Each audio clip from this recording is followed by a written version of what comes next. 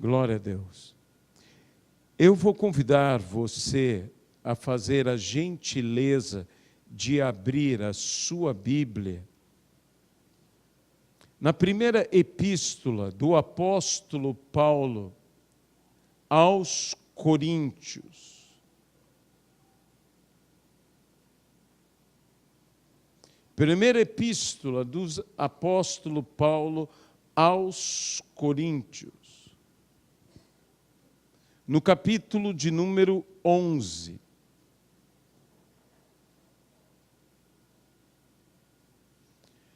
Senhor nosso Deus, nós te pedimos que o Senhor possa falar aos nossos entendimentos e aos nossos corações pela Tua palavra.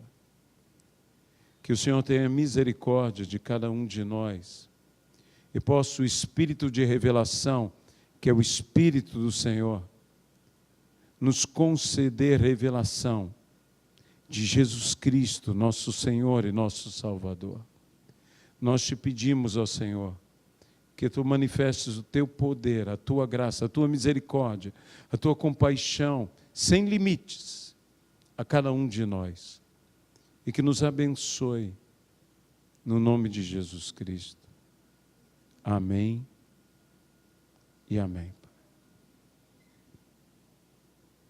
A primeira epístola do apóstolo Paulo aos Coríntios é uma carta toda especial do mesmo apóstolo, tratando dos problemas dos domésticos da fé, tratando dos problemas da vida de cada um daqueles que aceitaram ao Senhor Jesus como seu Senhor, como seu Salvador.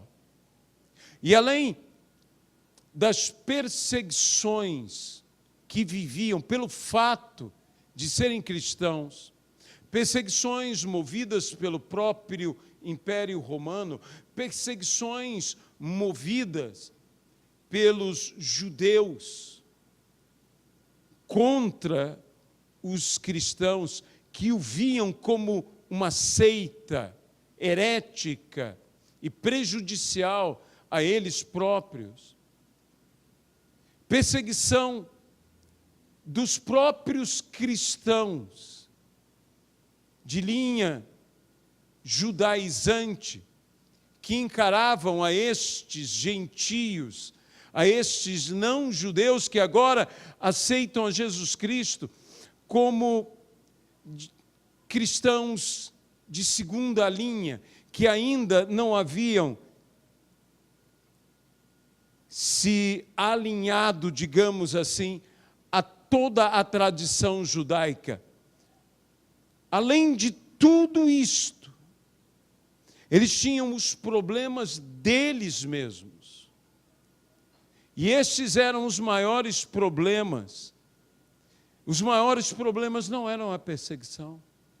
Os maiores problemas não era o judaísmo. Os maiores problemas eram os problemas que eles viviam entre eles. O cristianismo e os discípulos de Jesus enfrentaram o grande desafio, que é um dos maiores desafios do ser humano, de se relacionar. Jesus simplesmente reuniu no mesmo grupo pessoas tão diferentes, pessoas com valores tão distintos, com visões, às vezes, tão opostas, como um publicano e um zelote. O zelote era um radical, o zelote era um extremista, o zelote era um nacionalista exacerbado. Um publicano era um moderado, um publicano era um liberal de visão, um publicano era mal visto, até mesmo pelos judeus mais misericordiosos. Ele era comparado as meretrizes. Sua vida era vista como uma vida de uma prostituição, de alguém que tinha se vendido aos dominadores, de alguém que estava unido aos usurpadores. Um zelote e um publicano juntos era uma mistura para haver um grande problema, uma grande briga, uma grande discussão. Era a mistura certa para um desastre. Porém, Jesus ensinou aos seus a serem maiores que as suas diferenças. Jesus ensinou aos seus a serem mais unidos do que aquilo que poderia os separar, do que a sua ideologia, do que a sua visão. Eles tinham algo que era maior, algo que valia a pena vencer. Toda a sua formação, toda a sua, volto a dizer essa palavra, ideologia, Jesus era o motivo pelo qual eles estavam juntos. E se eles pudessem vencer todos os seus preconceitos por causa de Cristo e se aceitarem e cooperarem por causa de Cristo, não haveria limites para o que eles poderiam fazer. E foi o que aconteceu. Jesus entregou aos seus discípulos algo maior do que o que poderia separá-los. Jesus os uniu, ao ponto de Jesus dizer que eles sejam um. Assim como eu e o Pai somos um, que eles sejam um em mim. Em Cristo somos um. Mas o apóstolo Paulo toca num ponto que não é suficiente nos reunirmos. Temos que ir além de nos reunir. Temos que verdadeiramente nos unir. Eu tenho dito que o Senhor não faz apenas uniões, que o Senhor faz unificações. Quando Deus uniu o homem e a mulher, e quando o homem e a mulher são unidos pelos laços do matrimônio, eles não são apenas unidos, eles são unificados, porque eles se tornam uma só carne. E dentro da igreja de Cristo, e dentro do corpo de Cristo, nós também vivenciamos a experiência de nos unirmos e nos unificarmos num só corpo, sendo nós um só corpo. Ser um só corpo, quando Deus declarou ao homem e à mulher, é mais do que uma união física. Eles foram chamados para serem um só, uma união perfeita, em que a união física do esposo e da esposa é apenas uma manifestação de uma união muito mais intensa, união de propósitos, união de sentimentos, união de visões, onde necessariamente não somos uniformes, mas nós nos completamos. Minha esposa me completa, eu completo a minha esposa. E assim, não estamos sós, estamos tão presentes na vida de um e de outro, que não somos dois, somos um. Você pode dizer amém a isso? A igreja tem que viver uma experiência similar. Não é a mesma experiência.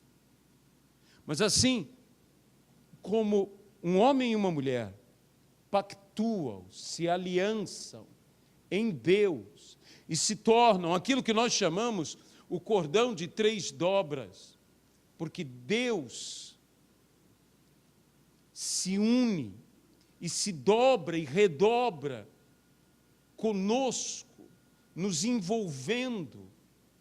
Porque tem gente que não se envolve, tem gente que apenas se enrola. E nós temos que nos envolver e não nos enrolar.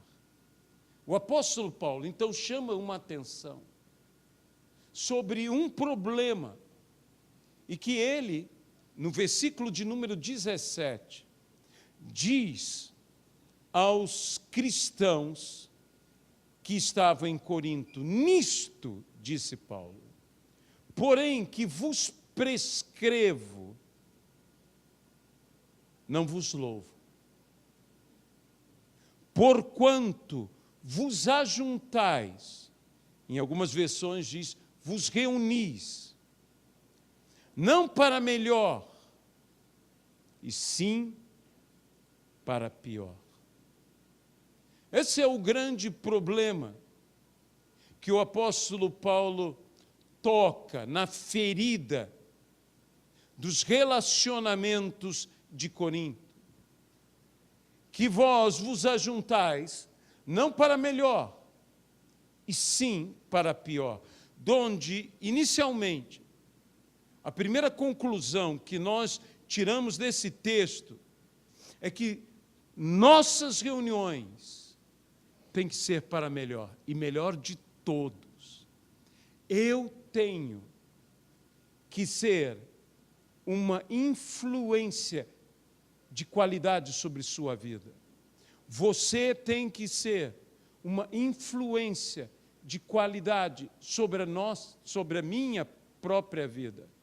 Nós precisamos estar assim, beneficiando uns aos outros, tendo uma reunião de qualidade, tendo um relacionamento de qualidade, reunir-se contigo e você reunir-se comigo.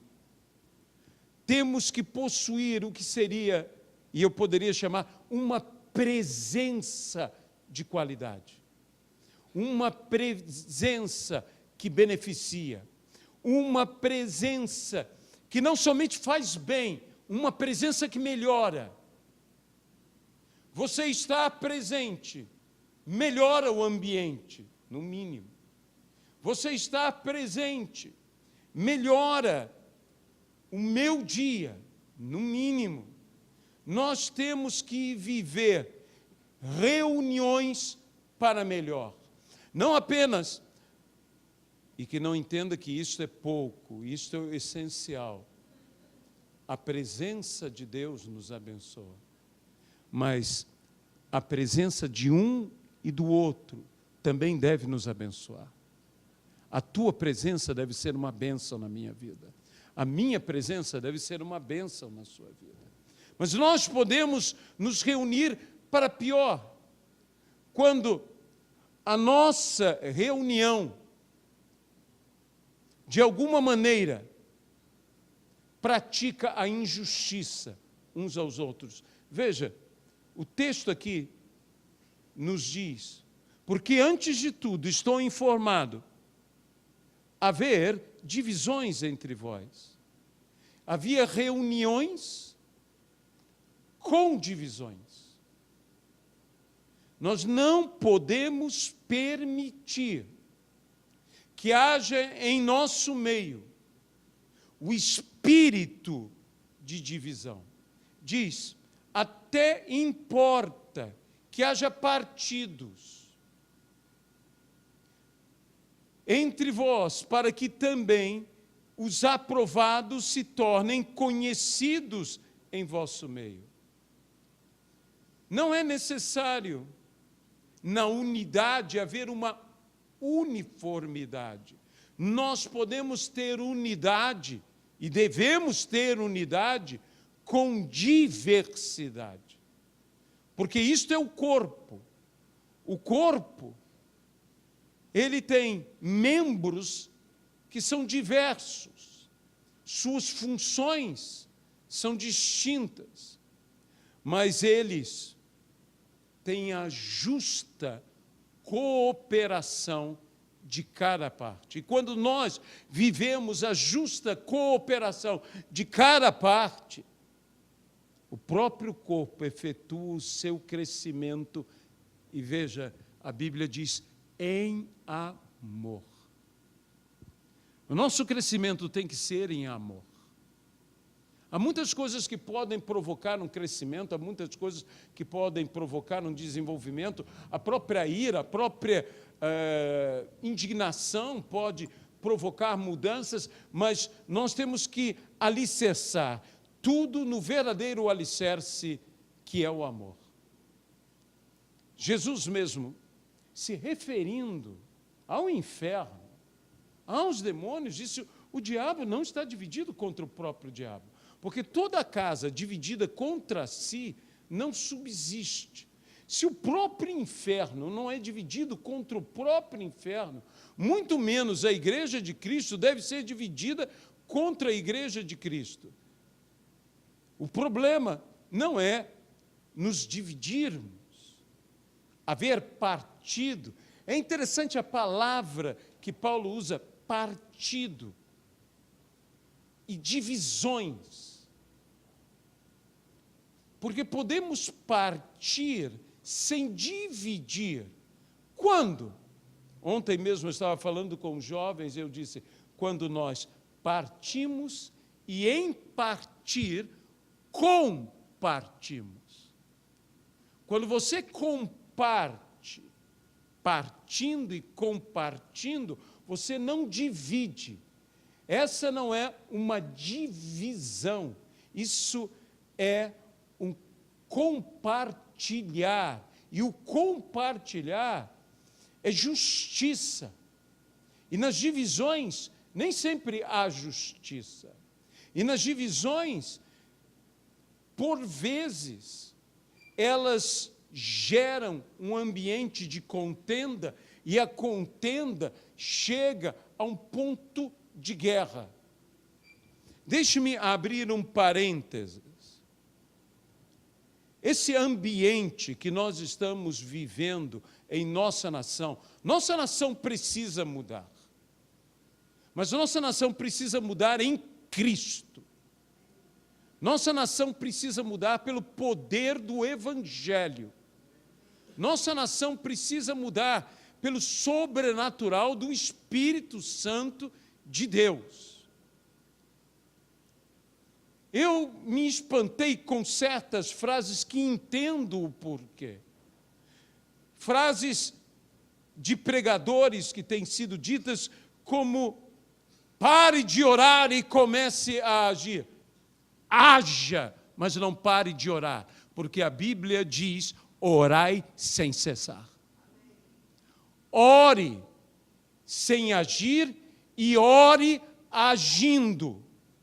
Mas nunca pare de orar. Veja, o afã que nós estamos de mudança, de transformação dentro da nossa nação, tem levado alguns a uma posição de desequilíbrio e afastamento do que é a palavra de Deus.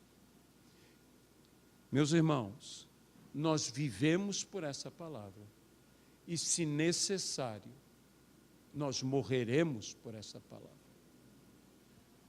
Os mártires viveram por essa palavra. Os mártires morreram por essa palavra. Mas os mártires não se afastaram desta palavra. Por quê? Porque nós, como eles, cremos que esta é a palavra de Deus.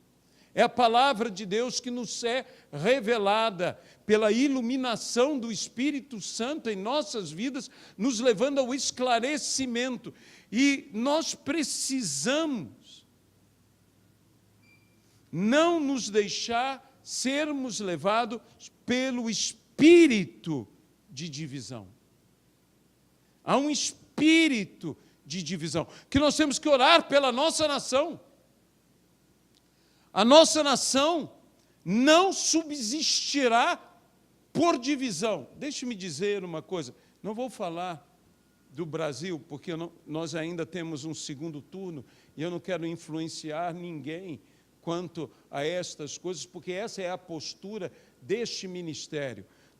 Eu posso ter a minha opinião, e é óbvio que eu tenho a minha opinião, mas eu não tenho que te afetar com a minha opinião. Você tem que tomar suas decisões pelos valores das Sagradas Escrituras, segundo a tua consciência. É assim que você deve tomar, não apenas uma decisão de voto, mas todas as decisões em sua vida.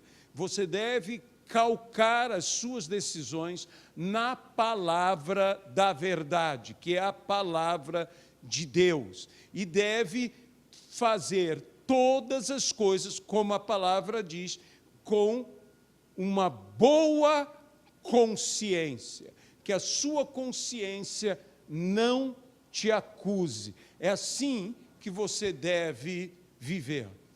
Eu me lembro de ter estado pregando na Argentina, em meio ao antigo governo. A Argentina está vivendo um momento muito difícil, não de agora, como nós, o Brasil, estamos vivendo um momento muito difícil, não de agora. Não pense que isso é uma crise exclusiva argentina, uma crise exclusiva brasileira. Isso é uma crise mundial. Nós estamos vivendo uma crise mundial e nós não podemos nos esconder e dizer, não, eu nego, isso não é verdade. Não existe uma crise, mas o Senhor está conosco. E nós vamos vencer tudo isso e vamos ser bênção nesta nação. Mas uma coisa me chamou a atenção há alguns anos, quando estava na Argentina, que o governo argentino conseguiu dividir literalmente famílias. Gente dentro da própria casa brigava um com o outro e dividiu igrejas. Igrejas se posicionavam pró um e pró outro. E isto trouxe uma divisão muito grande. E eu tenho visto algo, não igual, mas semelhante, acontecer agora na nossa nação. E, meus irmãos, nós temos que... Porque isso é um espírito. Isso é um espírito. Isso é um espírito. E nós temos que repreender. Eu não estou falando aqui de política, pelo amor de Deus. Eu não estou dizendo aqui de PT ou eu não sei dos outros, todos. Eu estou falando do seguinte, existe um espírito, e não é o PT que é um espírito, existe um espírito de divisão. Se a família for... As pessoas estão preocupadas com os valores familiares, mas não estão vendo a própria divisão dentro da própria casa, e a igreja está vivenciando essa divisão, e pessoas estão se indignando, se irando e brigando, e a Bíblia diz, se vós vos mordeis e vos arranhais uns aos outros, vede que não sejais mutuamente divididos. Nós não podemos aceitar isso. Veja, o pavor, o medo, também é um espírito. Diz, pastor, isso quer dizer que nós não temos sentimentos, nós não temos medo, nós não temos cuidados. É óbvio que nós temos medo, é óbvio que nós temos cuidado, mas existem uns medos inexplicáveis, existem uns pavores inexplicáveis, existe um ambiente que você chega e sente um medo instalado, existe um lugar que você chega e ninguém te pratica violência alguma, e você sente como ondas de violência. Você já sentiu isso alguma vez na sua vida? Eu já fui em lugares assim, que você sente como se tivesse um vento, é um espírito imundo, um demônio. Você está vendo demônio em tudo que é lugar. Não, eu não estou vendo demônio em tudo que é lugar. Mas que eles existem, eles existem. Eu não vou começar a ficar doido e começar a repreender demônio, como eu vi uma vez um camarada expulsando o demônio de um ventilador. Você pode rir, mas ele dirá, mas será possível? Olha, eu já vi coisa estranha. Eu já vi um rapaz que ele, quando colocava o relógio, ele ficava endemoniado. Você expulsava o demônio dele e o demônio fugia, parece que para o relógio dele. Não é estranho isso? Não, é muito estranho.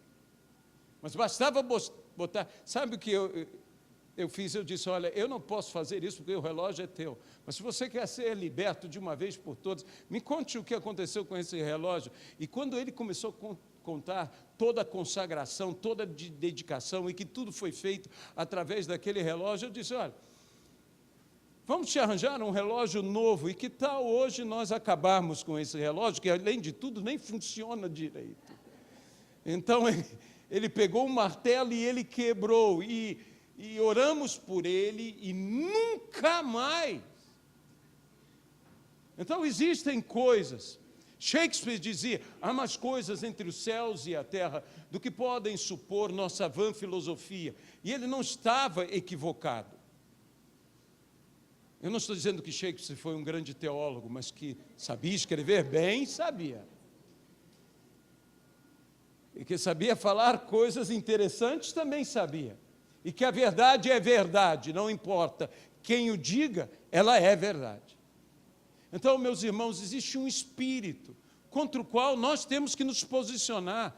E eu gostaria de hoje aqui, que nós orássemos, porque as igrejas estão se reunindo, mas parece que estão se reunindo para pior. Qual é o objetivo da nossa reunião? É adorar ao Senhor? É glorificar ao Senhor?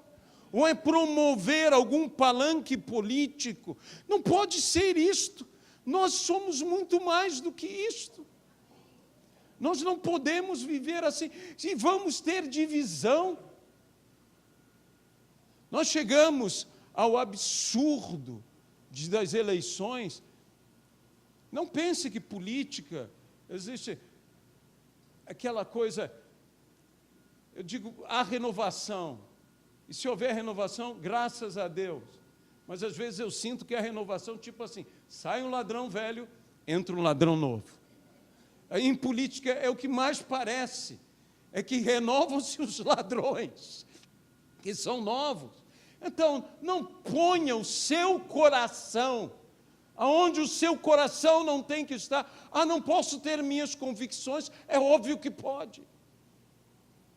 Não posso defender a minha bandeira, é óbvio que pode.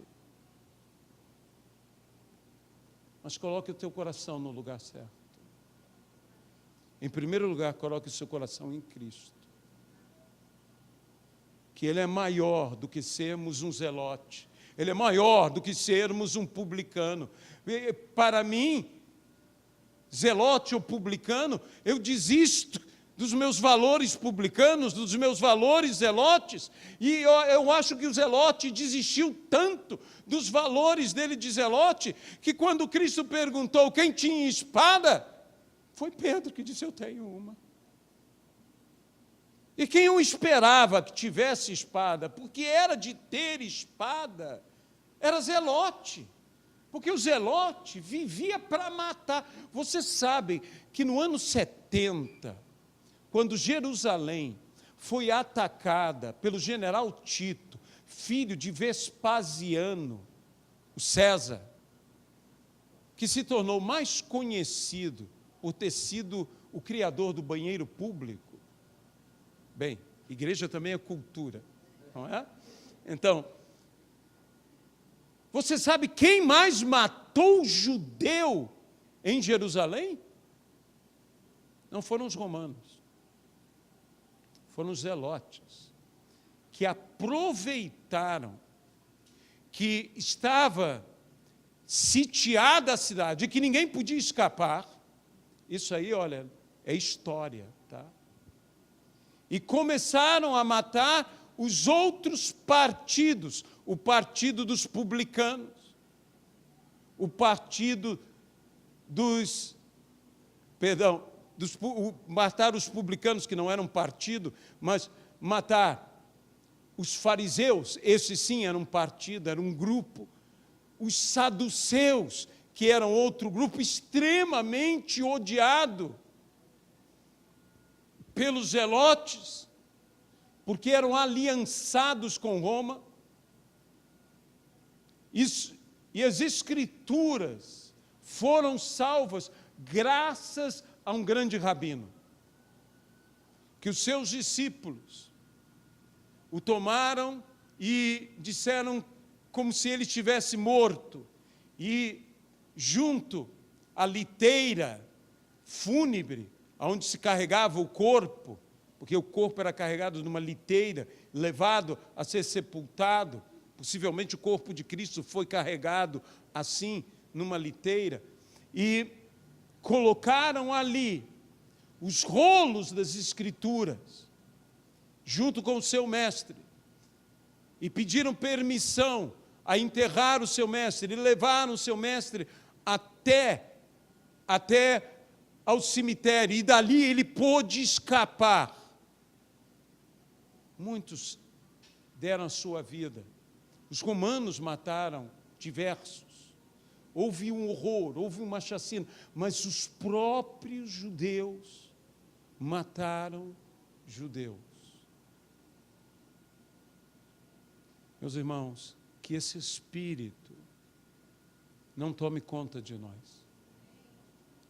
Que nós não nos voltemos contra os nossos irmãos por doutrinas, por ideologias, por parecer político, por parecer econômico, que nós não venhamos a nos reunir para pior, mas possamos nos reunir para melhor, que nós nos posicionemos contra um espírito faccioso. Sabe, ser faccioso é mais do que dividir, é dividir contra. O diabo sabe muito bem que esta é a única forma de nos derrotar. Ele tenta remover os valores corretos, acima de tudo, os valores de família. Quando o povo de Israel estava se aproximando dos dias da sua conquista, ainda Moisés governava, liderava, guiava o povo de Israel, servindo-os. Porque o interessante era o governo de Moisés. O governo de Moisés, a Bíblia diz, serviu a Deus e aos homens. Ele liderava para servir, ele governava para servir, ele guiava para servir. Quando Balaão foi contratado para amaldiçoar o povo, ele não conseguiu amaldiçoar o povo. E perguntado a ele, por que você só abençoa o povo? Ele disse, porque as tendas de Israel são formosas e lindas as suas habitações. Muito se discute esse motivo, porque as tendas que representam as famílias, representam a casa, na sua visão exterior, eram belas. Mas elas eram ainda mais formosas na sua realidade interior. E quando um povo tem bom testemunho interior e bom testemunho exterior, quando um povo dá uma boa visão exterior e tem uma visão ainda mais linda interior, esse povo jamais é amaldiçoado. Esse povo jamais será derrotado. É a família. Outra coisa, isso dizem os estudiosos judeus, é que as tendas de Israel eram posicionadas de tal maneira que jamais a entrada de uma tenda dava para a entrada de outra tenda. Ou seja, todos eles se reuniam e preservavam a privacidade uns dos outros, de uma maneira bem simples de dizer, não havia fofoca em Israel. Esse era o segundo motivo. Eles tinham uma aparência exterior boa, uma realidade interior ainda melhor. Eles não fofocavam, não ficavam se intrometendo na vida alheia. Esse é um povo extraordinário. Balaão então descobriu que Balaão precisava destruir os valores deles. Se ele não destruísse os valores, e como ele destruiu? Ele injetou prostitutas para que inflamassem os homens. E as prostitutas, os homens se inflamaram com as prostitutas. E isto abalou o quê? Abalou o relacionamento familiar. Balaão usou simplesmente a ferramenta do sexo para destruir os valores de uma sociedade. E quando ele destruiu os valores da sociedade pelo sexo, fora da vontade, porque havia o sexo dentro da vontade de Deus na vida familiar, esposo e esposa. Mas quando ele trouxe a prostituição aos valores de prostituição, então se abriu o que nós chamamos da brecha pela qual a maldição entrou. Ele não precisou mais amaldiçoar. Você se lembra o que a Bíblia diz? Eis que coloco diante de vós 2 caminhos. Um caminho de vida e um caminho de morte. Um caminho de bênção e um caminho de maldição. E o que o Senhor disse? Escolher a vida. Escolher a bênção. É interessante como a nossa sociedade há verdadeiras enxurradas de material pornográfico, de coisas e mais coisas com a deturpação dos valores, inclusive sexuais. Isso tudo tem a ver com um espírito e que nós, como igreja, temos que nos posicionar. A nossa luta, diz claramente a palavra de Deus, não é contra sangue e não é contra a carne. É contra principados e potestades, contra poderes dominadores deste mundo tenebroso, contra forças espirituais do mal nas regiões celestiais. Como vocês sabem, nós estivemos pregando na Espanha. Eu tive a grata satisfação de poder pregar tanto em Barcelona quanto numa cidade ao redor de Barcelona, uma pequena igreja e uma maior igreja. Estivemos nessas duas igrejas, e estando o pastor que nos recebeu, que gentilmente nos acolheu em sua casa, pastor Maurício, que é natural de Barcelona, ele, junto com sua família, que foram gentilíssimos, orem por eles para serem abençoados, porque eles merecem bênção. Eles nos levaram a conhecer várias coisas.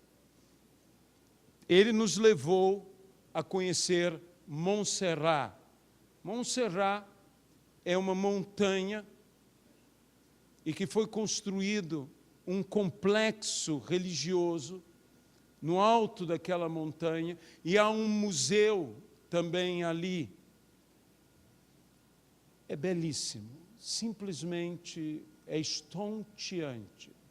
É em direção, Montserrat, já o nome diz e não oculta, é em direção à França, é a parte da Espanha em direção à França. O genro dele, o genro do pastor Maurício, tem uma casa nos Pirineus. Tem uma casa dele nos Pirineus, as belas montanhas da Espanha que fazem fronteira com a França, os famosos Pirineus. E ele nos convidou e disse: você tem que voltar aqui no inverno, né, para que nós possamos ir aos Pirineus. Eu pratico esqui, então eu vou ensinar vocês a esquiar, mas a tia Thelma disse que vai fazer ela snowboard, né? Então, você pode imaginar a tia Thelma de snowboard, praticando snowboard, não duvide não, porque ela faz coisa que às vezes a gente leva susto. Então, eles foram muito gentis e nos levaram. E ele falou: não, tem uma implicação espiritual. E nós fomos lá, e havia até um grupo de católicos carismáticos orando, e eu via como eles são marginalizados pelos tradicionais.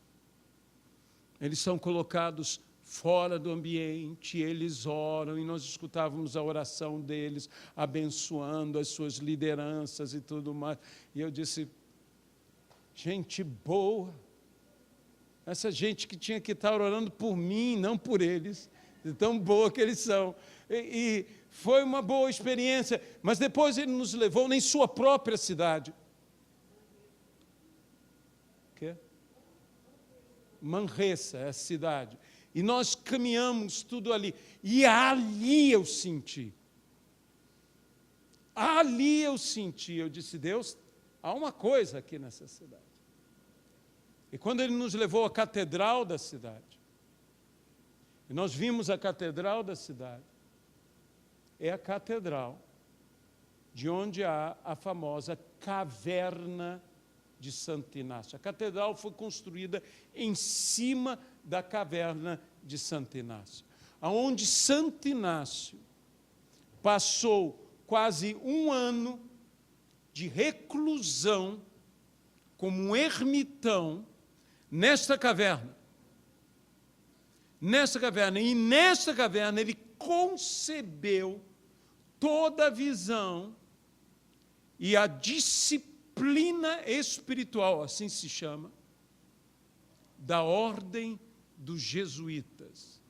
E ele iniciou o chamado movimento da Contra-Reforma. E aonde existe um movimento da Contra-Reforma, existe uma resistência, por vezes violenta, contra o mover e a palavra do Evangelho. O homem podia ter uma boa intenção, mas há um espírito que se move atrás de tudo isso, e é o espírito de divisão. E é o espírito reacionário contra todo mover de mudança. E que veja, uma coisa é você mudar, outra coisa é você buscar voltar ao correto. Isso se chama arrependimento. Então você pode produzir uma reforma transformando em algo que não é, ou pode produzir uma reforma retornando ao que deveria ser. E quando você se posiciona com esse espírito de oposição, você divide a casa. Você divide um contra o outro. E praticamente naquele lugar, eu senti o que era a oposição que existe na zona sul do Rio de Janeiro. Quando eu falo isso, eu falo a nível espiritual. De por que existe uma resistência. Existe uma resistência na zona sul do Rio de Janeiro. Existe uma contra-reforma, uma resistência à palavra do Evangelho no Rio de Janeiro. E eu falei, Senhor, o Senhor nos trouxe aqui, não é à toa. Não foi sem propósito. Entenda bem, se você lê os escritos de Santo Inácio, tem muita coisa maravilhosa. Mas, meus irmãos, esse é um exemplo de como pessoas muito bem intencionadas podem ser levadas a errar por suas paixões. Por suas paixões. Se você lê, para mim, um dos maiores oradores da história, o padre Antônio Vieira, que era jesuíta, se você lê os sermões do padre Antônio Vieira, você bebe daqueles sermões, de tal conteúdo, e não só isso, da maravilha literária que é, num modelo literário extremamente rebuscado e difícil, que é o barroco. Quando você vê ele falando sobre os reformistas, ele nos inflama a matarmos o nosso irmão. Homens extremamente bem intencionados, mas que as suas paixões os levaram a saírem, que foram levados por um espírito. Se você quer chamar isso de uma mentalidade, chame. Mas existe atrás desta mentalidade um espírito. E nós não podemos permitir que isso nos afete. Nós não podemos permitir que isso afete a igreja, que isso nos afete uns aos outros, que isso afete a nossa nação. Nós temos que dizer aqui e usar a autoridade que Jesus nos deu. Jesus disse que nos dava as chaves. E disse, tudo o que vocês ligarem na terra terá sido ligado no céu. E tudo o que vocês desligarem na terra terá sido desligado no céu. E eu quero dizer a você uma coisa, e espero que você diga amém ao que eu vou dizer. Eu creio no que Jesus Cristo disse. Eu creio que nós temos autoridade. Eu não quero ver família contra família. Eu não quero ver igreja contra igreja. Eu não quero ver irmão contra irmão. Eu não quero isto.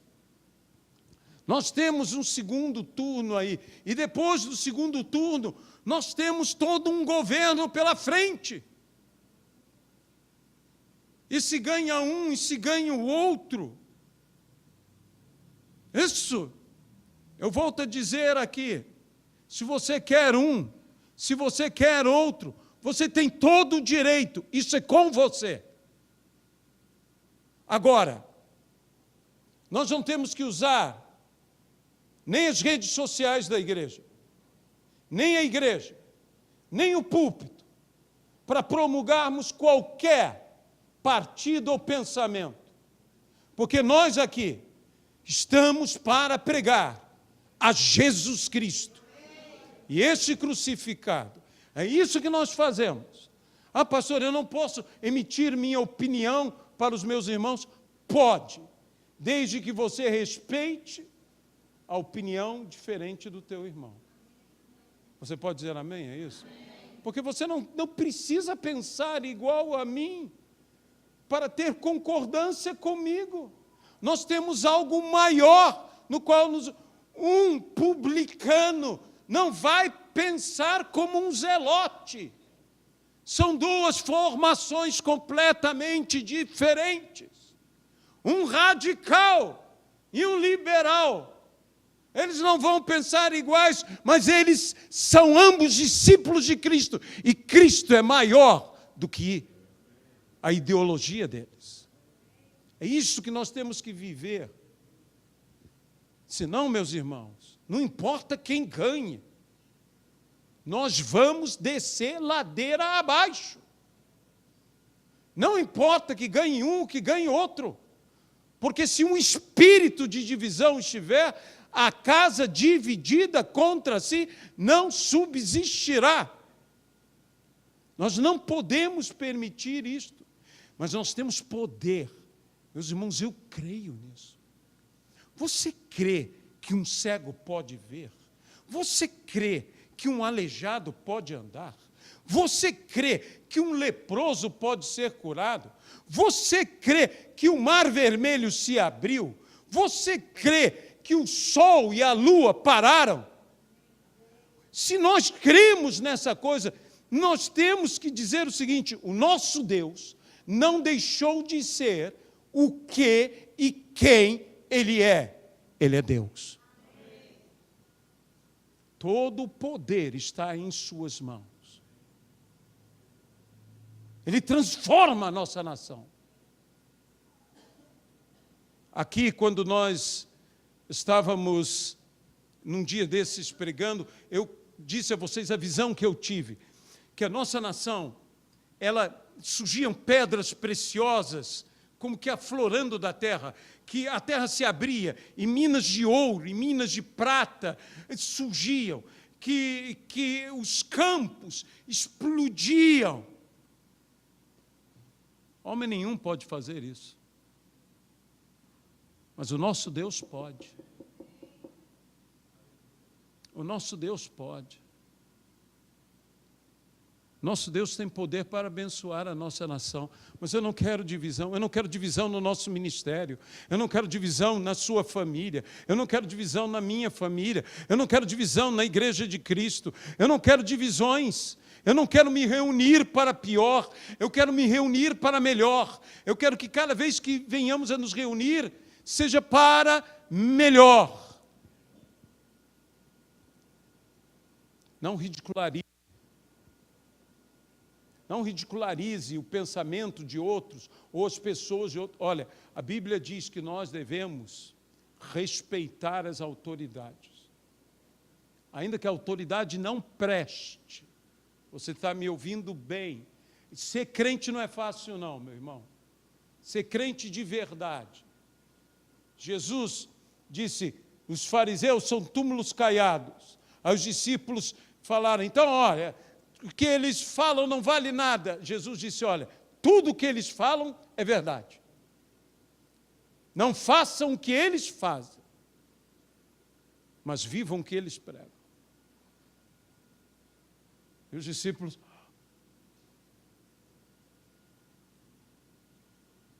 Você já leu Honra pai e mãe? Você pensa que honrar pai e mãe é honrar apenas os seus progenitores? Ouve, Israel, inicia-se o texto, o teu Deus é um, não terás outros deuses diante de mim. A quem está sendo dito? A Israel. Honra teu pai e tua mãe. Ouve, Israel. Isso não é apenas um indivíduo. Isso é a nação inteira. Honrar os pais e honrar as mães. Isso é honrar os mais velhos, é respeitar as cãs. Quem pode dizer amém? Nós temos que respeitar, nós temos que honrar. Por isso a Bíblia diz que você repreenda uma pessoa mais velha como fosse seu próprio pai, como fosse sua própria mãe. Isso, a geração mais nova tem que respeitar, tem que honrar a geração mais velha. Nós temos que honrar os que vieram antes de nós. Nós temos que aprender a cantar o Deus dos antigos. Nós temos. Aliás, muito bom termos cantado aqui um hino. Por favor, eu peço, pastor Heitor e Ana e todos que estão ligados no louvor, vamos cada vez mais ressuscitar esses hinos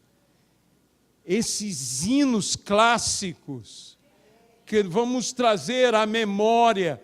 Eu quero trazer à memória as coisas que nos fazem bem, as coisas que nos edificam, que nos dão esperança. Então, honra pai e mãe. Respeitar a autoridade não é simplesmente a autoridade que eu gosto, a autoridade que eu me identifico, mas respeitar a autoridade. Respeitar a autoridade. Sabe, muitas vezes nós, por nossa herança protestante, nós perdemos certos valores. Nós, muitas vezes, somos mais protestantes que cristãos. E nós não devemos ser tão protestantes assim. Você não tem que chegar e ficar batendo na mesa e querendo impor a sua opinião no grito. Pastor, às vezes temos que fazer isto. Eu sei que por vezes é necessário. Mas são os mansos que possuirão a terra. Os violentos se apoderam do reino de Deus. Há uma luta, uma violência para se apoderar do reino de Deus. E o apóstolo Paulo fala dessa violência. E veja bem como é essa violência. Eu esmurro o meu próprio corpo. Você não acha que isso é violência? Jesus disse, se isso te faz pecar, corta e lança de ti. Isso não é violência? Então há uma violência para possuir o reino de Deus. Não é cortar a mão alheia, é cortar a sua própria mão. Não é arrancar a língua dos outros, é frear a sua própria língua. Essa é a grande violência. Quando eu uso de uma violência contra mim mesmo para me frear, para não me deixar dominar, porque na realidade, quando eu me deixo dominar por estas coisas, eu sou dominado pelo que eu não deveria ser dominado. Eu sou levado por quem eu não deveria permitir que me levasse. Que nós possamos hoje aqui tomar uma posição de amor, uma posição de respeito, uma posição de temor, uma posição como nós temos orado. Meus irmãos, nós temos orado há bastante tempo, orado pela nossa nação, orado pelas outras nações, orado por Israel. E hoje nós vamos terminar aqui orando de novo, desligando todo esse espírito faccioso, todo esse espírito de divisão, todo esse espírito de guerra civil. Eu não quero mergulhar numa guerra civil. Eu não quero entrar nesse espírito de contenda. E não pense que é um lado, é tudo. Existe um espírito. Um espírito. Não tome partido nenhum, a não ser o de Cristo agora. Venha comigo ao lado de Cristo. E vamos nos colocar contra um espírito imundo que quer dominar a nossa nação e dizer a esse demônio, você não entra nesta nação. No nome de Jesus.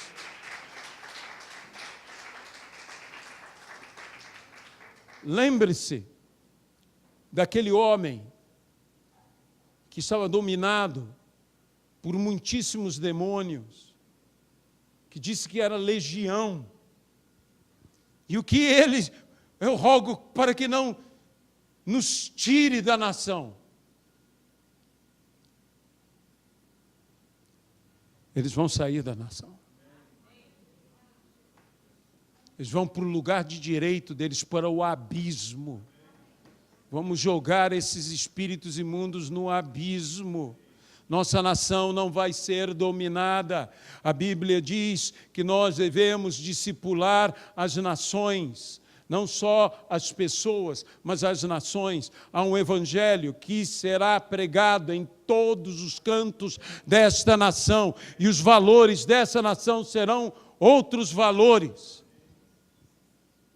Senhor nosso Deus, nós nos posicionamos aqui, tomamos a autoridade. Senhor,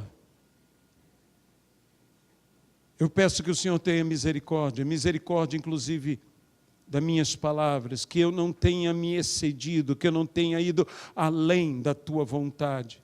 Que o Senhor tenha misericórdia de mim, tenha misericórdia de cada um de nós. Que o Senhor não nos deixe sermos dominados por um espírito de divisão dentro do nosso ministério, dentro das nossas famílias, dentro das nossas igrejas, dentro da nossa nação. Que o espírito e a mentalidade que esse espírito transmitiu, de dividir, de nos reunirmos para pior e não para melhor. Senhor, que o nosso estandarte seja o Teu reino, seja a Tua palavra, que o Senhor encontre em nós o eco das palavras de Teus lábios. Que nós agora, Senhor, tomamos posse da promessa. Tudo que ligardes na terra terá sido ligado no céu. Tudo que desligardes na terra terá sido desligado no céu. E nós desconectamos, nós desligamos, nós desatamos, nós libertamos a nossa nação desta mentalidade de divisão, de violência. Senhor nosso Deus, nós temos orado contra os principados de prostituição, de corrupção, de idolatria, mas a obstinação também é idolatria. E a rebelião é feitiçaria. Então, eu quero te pedir agora que todo espírito de obstinação caiam por terra. E todo espírito de rebelião caia por terra.